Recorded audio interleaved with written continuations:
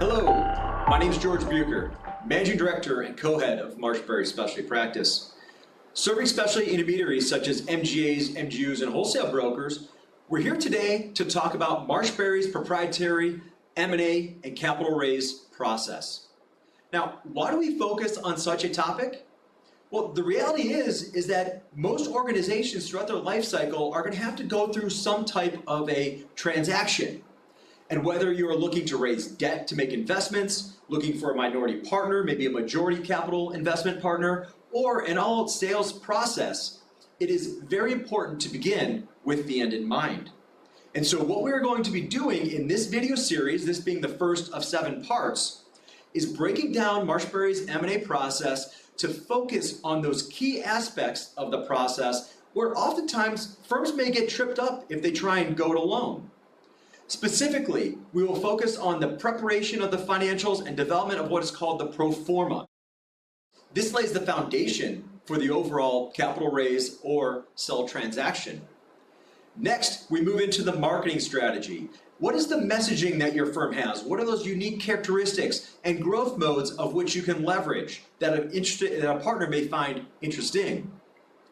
Next, we talk about the buyer and or investor universe, identifying those firms that might complement your culture, your operations, and your ultimate goals, whether valuation and or other. Next, we set meetings with the buyer and or investment community, coaching you along the way to best position both the counterparty and yourselves for a successful transaction as you begin the courting process.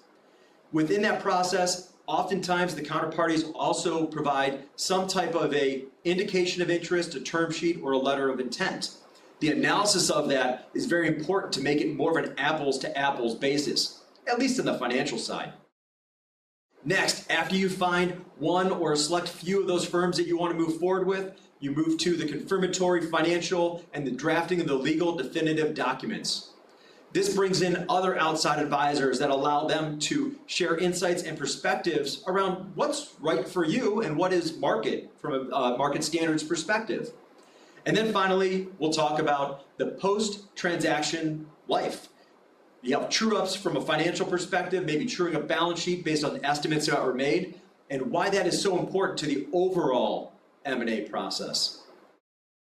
M&A transactions and capital raise transactions are not straightforward. They are complex and need to be tailored to each one of the individual sellers and or firms looking to raise capital.